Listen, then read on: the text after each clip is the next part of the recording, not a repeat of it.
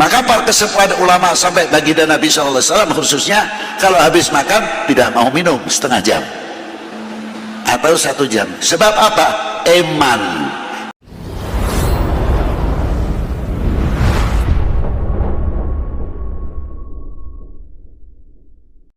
Kalau orang makan, entah itu sarapan, makan siang, makan malam, nasinya sudah tersedia dengan baik.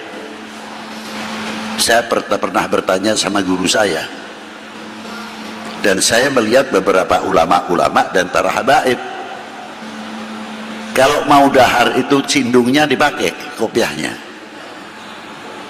paling tidak kaosan yang rapat, bukan kaos gantung.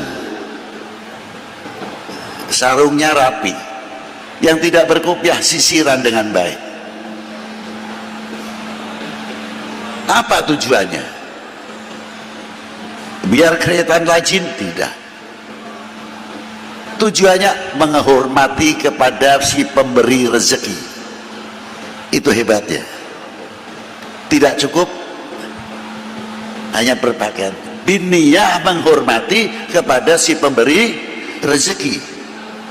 Bukan hormat kepada minuman, air, atau masakan dan nasi, bukan itu. Sadar para ulama, para habaib, nasi adalah makhluk, air adalah makhluk, sarana mencari kenyang, tapi tidak mampu untuk mengenyangkan, terkecuali bertemu kepada yang mengenyangkan. Mau makan 2 piring, 3 piring, tidak ketemu yang mengenyangkan. 5 piring pun masuk, tidak ada apa-apanya. Tapi kalau kenal, mencari siapa pemberi kenyang ini dengan melalui sarana nasi atau minuman, itu satu. Maka para kesepuhan ulama sampai baginda Nabi SAW khususnya kalau habis makan tidak mau minum setengah jam atau 1 jam. Sebab apa? Eman, enzim yang keluar habis makan jangan sampai tidak menjadi obat, hancur oleh minuman.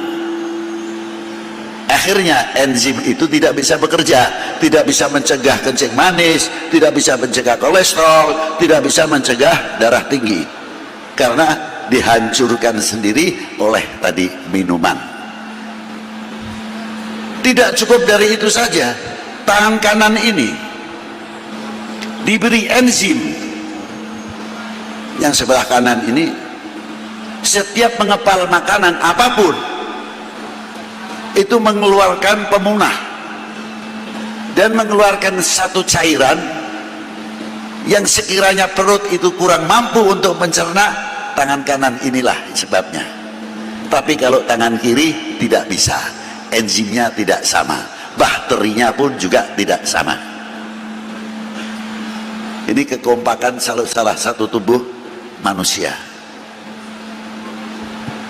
Itu diantaranya. Coba kalau tidak percaya, ambil 1 genggam nasi, tangan kanan dan tangan kiri, mana yang lebih busuk? Pasti kanan dulu. Bahkan disunahkan kalau cebok pakai tangan, karena bakterinya berbeda dengan tangan kanan. Kalau orang sering pegang bendanya pakai tangan kanan sering, itu bisa mewariskan impoten. Tapi kalau karena tangan kiri tidak. Itulah hebatnya anatomi manusia, karena kita mengenal selaku manusia apa yang ada diberi oleh Allah dalam tubuh manusia. Lita itu diantaranya.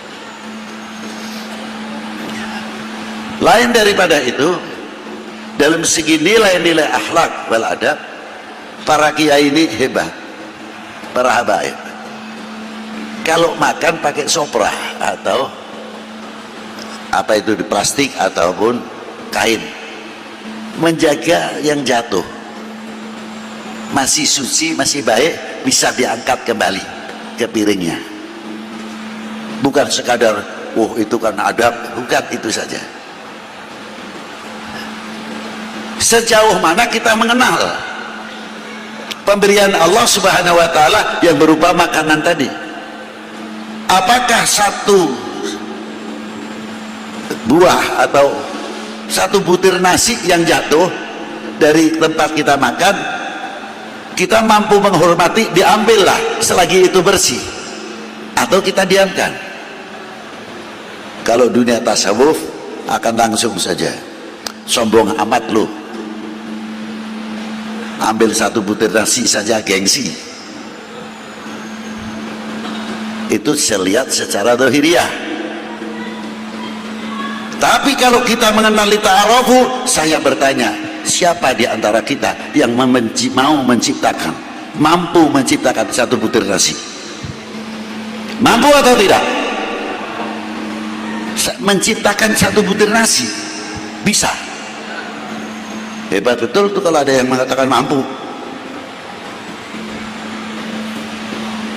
Sejauh mana kita bisa menghormati satu butir nasi? Jangan takabur dulu, habis panen uang banyak, ambil, tunjukkan ini di antara keagunganmu ya Allah.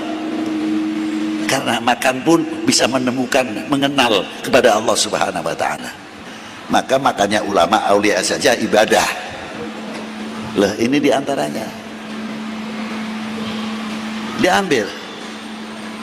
Lebih jauh, satu butir nasi ternyata yang ikut andil banyak sekali, bukan satu orang, dua orang, tiga orang.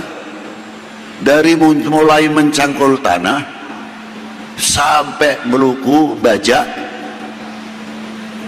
tandur, tebar tandur, matun dan sebagainya, ngerabuk dan sebagainya, dengan penuh kesabaran menanti dengan doa semoga panennya jadi. Satu sisi ingat anak saya masih di perguruan tinggi, satu sisi ingat anaknya masih tahfidzul Quran, ada yang di pesantren dan lain sebagainya, mengharapkan panennya itu baik. Maka doanya, lafalnya jamak, Allahumma barik lana fima razaqtana wa qina. Kok tidak menggunakan kalimatul mufrad? Allahumma barik li, ya Allah berkahilah saya. Tidak. Kepedulian dalam segi akhlak dan adab dalam doa pun menggunakan lafzul jawab. Allah, ya Allah berkahilah kami yang nangkul, yang membaca, yang tebar, yang tandur, yang dan lain sebagainya, sampai yang memasak jadi nasi. Ikut Allahumma barik lana fima rozak wa qina adzab, didoakan. Sekalipun yang menanak nasi masih belum sholat 5 waktu terkadang, la sholata wala shaum, tidak puasa terkadang, tapi dengan barakah wa qina adzabannar, yang tadinya tidak ibadah, Allah Ta'ala memberikan taufik wal hidayah. Doa dengan doa Allahumma barik lana fima razaqtana wa qina adzab.